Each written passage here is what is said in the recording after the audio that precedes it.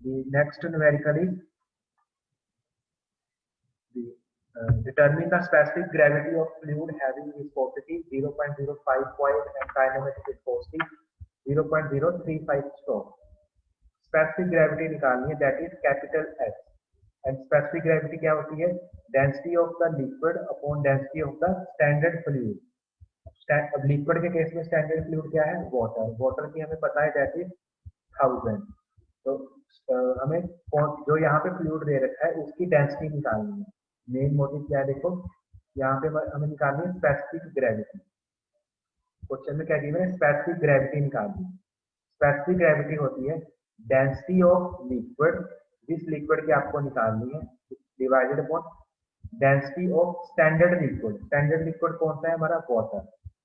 अब इसकी तो हमें नहीं पता जिसकी हमें स्पेसिफिक ग्रेविटी निकालनी है, ठीक है, इसकी डेंसिटी हमें नहीं पता और वाटर की डेंसिटी कितनी होती है 1000। तो दैट मींस स्पेसिफिक ग्रेविटी निकालने के लिए हमें डेंसिटी ऑफ लिक्विड चाहिए। अब डेंसिटी किस तरीके से आएगी वो हमें देखना है कि डेंसिटी कहाँ से आएगी, ठीक है। उसके लिए इन्होंने क्या दे रखा है विस्कोसिटी दे रखी है एंड काइनेमेटिक विस्कोसिटी। अब जो पॉइज में है पॉइज किसकी यूनिट होती है डायनेमिक विस्कोसिटी। डायनेमिक विस्कोसिटी क्या है न्यू। अब 0.05 पॉइज है, इसको हमने न्यूटन सेकंड पर मीटर में एसआई यूनिट में चेंज किया। नेक्स्ट हमारे पास है काइनेमेटिक विस्कोसिटी। काइनेमेटिक विस्कोसिटी क्या है स्ट्रोक, ठीक है। तो दैट इज 0.035। अब एक स्ट्रोक में कितने सेंटीमीटर स्क्वायर पर सेकंड होते हैं दैट इज इनटू 1। तो अगर आप उसको मीटर में कन्वर्ट करना है, मीटर में कन्वर्ट क्यों किया बिकॉज यहाँ पे भी न्यूटन सेकंड मीटर है और यहाँ पे भी मीटर स्क्वायर सेकंड होना चाहिए, एक ही यूनिट चलेगा ना। देयरफॉर नेक्स्ट हमारे पास क्या है kinematic viscosity is equal to ratio of dynamic viscosity upon density.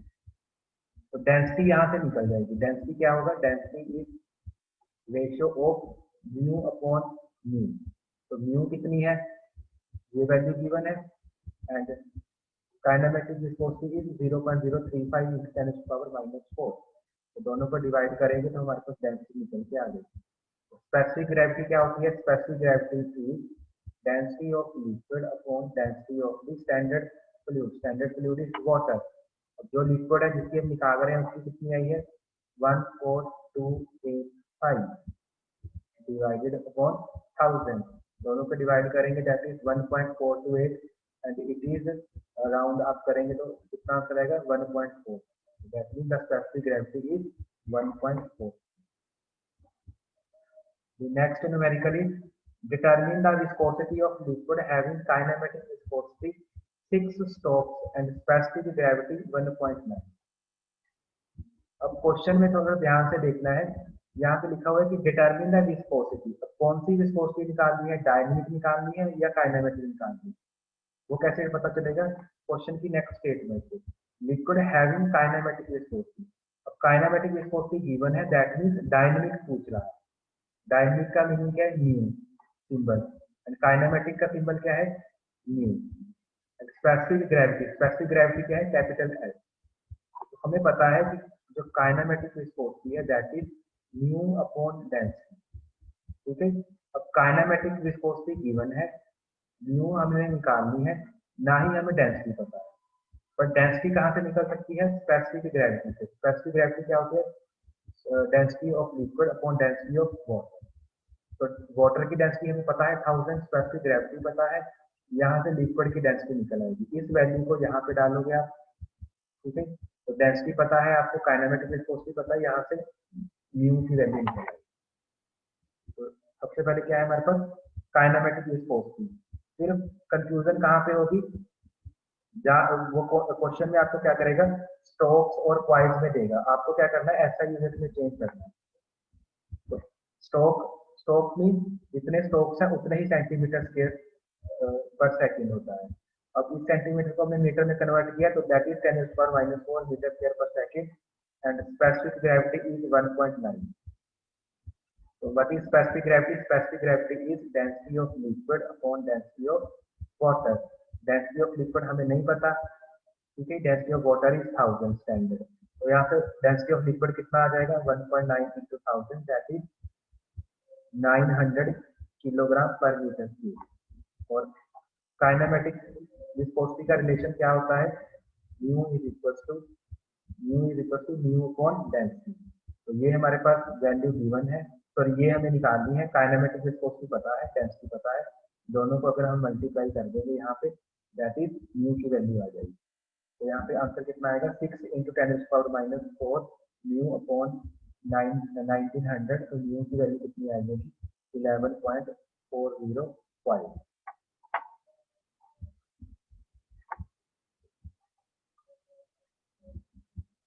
Similarly question देखो, द वेलोसिटी डिस्ट्रीब्यूशन आपको दे रखा है for a flow over a flat plate is given 3/4y - y² in which mu is the velocity in meter per second at a distance y from the above plate। ठीक है, तो हमने देखो क्या क्या चीजें डिस्कस की थी इससे। आपके पास कोई एक प्लेट है, फिक्स प्लेट है, उसके ऊपर कोई फ्लूइड मूव कर रहा है या कोई प्लेट मूव कर रही है, ठीक है, उसकी वेलोसिटी दे रखी है हमारे पास। देन डिस्टेंस, दोनों के बीच में डिस्टेंस दे रखा है। आपको क्या निकालना है, डायनेमिक विस्कोसिटी निकालनी है, म्यू निकालनी है। अब म्यू के लिए उन्होंने रिलेशन दे रखा है यहाँ पे। म्यू के लिए क्या है, यहाँ पे एक रिलेशन दे रखा है, mu is equal to 3/4y - y²। तो सबसे पहले क्या निकालेंगे, du upon dy, that is differential करेंगे। डिफरेंशियल किया, दैट इज 3/4 - 2y। एंड इस वैल्यू के ऊपर, इस y की वैल्यू के ऊपर हमने du अपॉन dy की वैल्यू निकाली, दैट इज 0.45। एंड म्यू कितना गिवन है, 8.65। Dynamic viscosity that is mu, वाइज को हमने न्यूटन सेकंड पर मीटर में चेंज किया। उसके बाद हमारे पास ये क्या है, Newton law of viscosity, that is tau is equal to mu into du upon dy। Mu की वैल्यू गिवन है, du अपॉन dy की वैल्यू गिवन है। तो यहाँ से हमारा जो आंसर आ जाता है 0.3825 newton per metre square, that it is the value of shear stress. ठीक है, तो ये सिमिलर क्वेश्चन आपके पास है। देन ये चैप्टर हमारा कंप्लीट है। ठीक है, ये न्यूमेरिकल नहीं करना क्योंकि हमारे जो अकॉर्डिंग टू सिलेबस है हम सिर्फ वही क्वेश्चन करेंगे।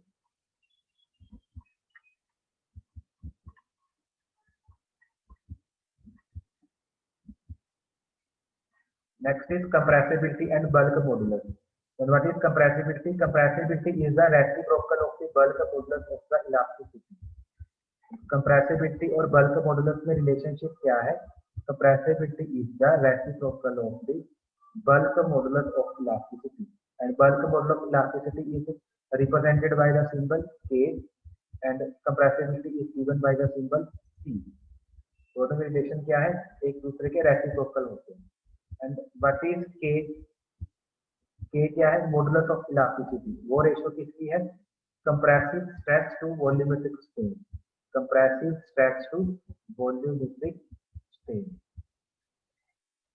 And K is the ratio of compressive stress to the volumetric strain. तो दोनों में जो रिलेशन निकल के आया, that is it is the reciprocal of force. Compressibility is given by the 1/k, K means bulk modulus।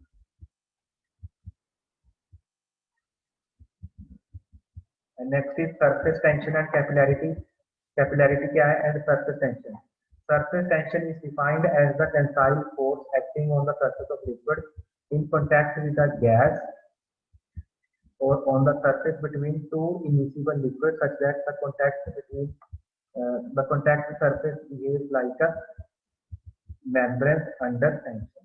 तो surface tension क्या है, as a is defined as a tensile force. तो सरफेस के ऊपर एक टेंसाइल फोर्स लग रही है, acting on the surface of liquid, surface के लिक्विड के सरफेस के ऊपर, विद द गैस और the surface between the immiscible liquid. या तो दो लिक्विड आपस में कॉन्टैक्ट में है, या तो बाहर गैस है, गैस में एयर है। एयर का मान लो लिक्विड के ऊपर जो इफेक्ट पड़ रहा है, जो टेंशन पड़ रही है, ठीक है, या फोर्स लग रही है, उस फोर्स पर यूनिट एरिया को हम क्या लेके चलते हैं यहाँ पे, surface tension. Similarly what is capillarity, capillarity देखना है हमें। Capillarity is defined as the phenomena of rise और fall of a liquid surface in a small tube relative to the adjacent journal level of liquid when the tube is held vertically in the liquid. तो capillarity क्या है? कोई phenomena है, या तो वो देखो आपके पास क्या कोई कंटेनर है, कंटेनर में आपने एक छोटा आपने एक बीकर रखा, ठीक है, बीकर आपने रखा इसमें, ठीक है। तो इसमें क्या होगा देखो, या फिर ग्लास ट्यूब रखी आपने, एक आपने कंटेनर में ग्लास ट्यूब रखी। अब जो कंटेनर में लिक्विड का लेवल कितना है और इस ग्लास ट्यूब में वाटर का लेवल कितना है, लिक्विड का लेवल कितना है, it is defined as the, दोनों के बीच में रेशियो कितनी है, ठीक है, कंपैरिजन कितना, it is defined as the capillarity. अगर लिक्विड लेवल ज्यादा हो गया that is known as the capillarity rise, अगर लिक्विड ग्लास ट्यूब में लिक्विड का लेवल कम होगा दैट इज कैपिलरी फॉल, ठीक है, it is known as the capillary fall. तो डिस्कस करते हैं। Capillarity is defined as a phenomena of rise और fall of a liquid surface in a small tube. इसी ट्यूब के बीच में देखना है हमें कि राइज हो रहा है या डिक्रीज हो रहा है relative two adjacent journal level of liquid. अगर उसके एडजेसेंट में जो लिक्विड है, यहाँ पे जैसे ये है, ठीक है, इसमें यहाँ तक है, देखो ट्यूब में यहाँ तक हाइट है, तो एडजेसेंट लेवल कौन सा है? ये वाला। H is known as the capillarity. Height अगर राइज हो रहा है दैट मीन्स कैपिलरी राइज, अगर डिक्रीज हो रहा है that means capillary fall. The rise of liquid surface is known as capillary rise, while the fall of the liquid surface is known as the capillary depression. ठीक है, depression को fall भी लिखते हैं। It is expressed in terms of centimeter or mm of liquid. Its value depends upon the specific weight of the liquid, diameter of the tube, and surface tension of the liquid. किस किस चीज के ऊपर depend करता है? Water, जो liquid हमने यहाँ पे डाला हुआ है इसका स्पेसिफिक वेट कितना है, इस ट्यूब का डायमीटर कितना है, एंड सरफेस टेंशन कितनी है, इन चीजों के ऊपर डिपेंड करता है। And this is the relation for the expression for capillary rise. तो यहाँ पे जो हमारे पास आंसर आएगा दैट इज एच। एच क्या है हमारे पास? राइज, कितना राइज होगा, that is 4 sigma upon rho g. Sigma क्या है? Surface tension, rho is density of the fluid, g is acceleration due to gravity, and small d is diameter of the glass tube. अगर हमारे पास surface tension की value given है, density पता है तो लिक्विड की, acceleration due to gravity fix रहती है 9.81 एंड डायमीटर पता है, तो हम यहाँ से एच निकाल सकते हैं कि कितना राइज होगा। दूसरा क्वेश्चन देख लेते हैं यहाँ से।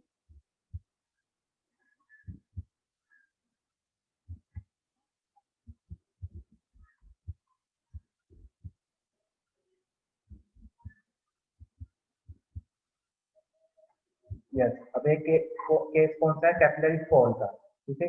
उसमें क्या, if the glass tube is dipped into mercury, अगर हम मर्करी के बीच में ग्लास ट्यूब को डाल दें, the level of mercury in the tube will be lower than the journal level of the outside liquid. तो अगर हम यहाँ पे आउटसाइड लिक्विड है तो उससे क्या हो जाएगा? कम हो जाएगा, दैट इज कैपिलरी फॉल होगा। इसके लिए जो रिलेशन है वो that is 4 sigma cos theta T G D, ठीक है। तो आपको क्वेश्चन में क्या देखो, calculate capillary rise in a glass tube of 2.5 mm diameter when immersed vertically in water and mercury. अगर वाटर में करेंगे तो राइज होगा, अगर मर्करी में करेंगे तो डिक्रीज होगा। Surface tension is given that is sigma for water given है एंड मर्करी, दोनों के लिए डिफरेंट डिफरेंट वैल्यू गिवन है। Angle of contact theta is given that is 130 and specific gravity is given 13.6, ठीक है। तो यहाँ से हमने क्या निकाला देखो, कैपिलरी राइज फॉर वाटर। तो इक्वेशन क्या है? 4 sigma upon rho g d. Sigma की वैल्यू गिवन है, डेंसिटी गिवन है, g is 9.81 and diameter is also given that is 2.5। इसको हमने सेंटीमीटर मीटर में कन्वर्ट किया, सेंटीमीटर को, ठीक है, सॉरी एमएम को हमने सेंटीमीटर में कन्वर्ट किया। तो यहाँ से हमारे पास आंसर आया दैट इज 1.18 सेंटीमीटर।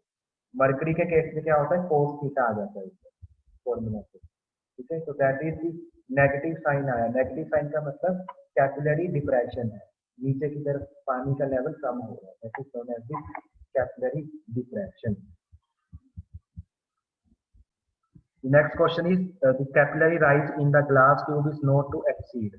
यहाँ पे कैपिलरी राइज दे रखा है, साइज निकालना है ग्लास ट्यूब का। अगर सरफेस टेंशन दे रखी है Newton per metre, means H given है, कैपिलरी राइज गिवन है 0.2, सरफेस टेंशन गिवन है सिग्मा, डायमीटर हमें निकालना है, एंगल क्या है वाटर के लिए 0, ठीक है ना, क्योंकि यहाँ पे लिखा हुआ है वाटर, तो वाटर के केस में एंगल कितना होता है 0, ठीक है।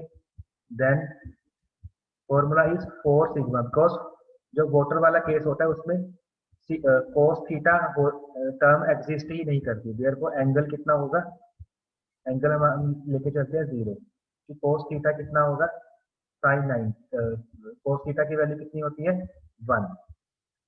तो यहाँ से इसी रिलेशन से हमारे पास क्या आएगा, H is equal to 4 sigma rho g d, rho given है, डेंसिटी गिवन है, जी इज 9.81, डायमीटर गिवन है, सिग्मा गिवन है, यहाँ से वैल्यू किसकी आएगी डायमीटर। तो इसी टाइप के क्वेश्चन आ सकते हैं, क्योंकि हमारे पास रिलेशन क्या है, देखो दो क्वेश्चन आपको याद क्या रखना है यहाँ से, कि अगर वाटर है तो थीटा की कोई टर्म नहीं आती, that is 4 sigma rho g d. अगर मरकरी है तो साथ में कोस थीटा आएगा, तो कोस थीटा आएगा तो एंगल भी गिवन देगा, ठीक है। अब जो मरकरी का केस है उसमें हमेशा माइनस आएगा, माइनस क्यों आएगा, बिकॉज कैपिलरी डिप्रेशन होता है मरकरी के केस। तो यहाँ से क्या आपको क्वेश्चन में क्या क्या पूछ सकता है, या तो एच की वैल्यू, जैसे हमने फर्स्ट क्वेश्चन किया उसमें कैपिलरी राइज और कैपिलरी डाउन की वैल्यू पूछी, तो सेकंड क्वेश्चन किया उसमें क्या किया, उसने कैपिलरी राइज की value they the, but glass जो डायमीटर है उसका डायमीटर निकालने के लिए। These are the question related with the capillary rise or flow.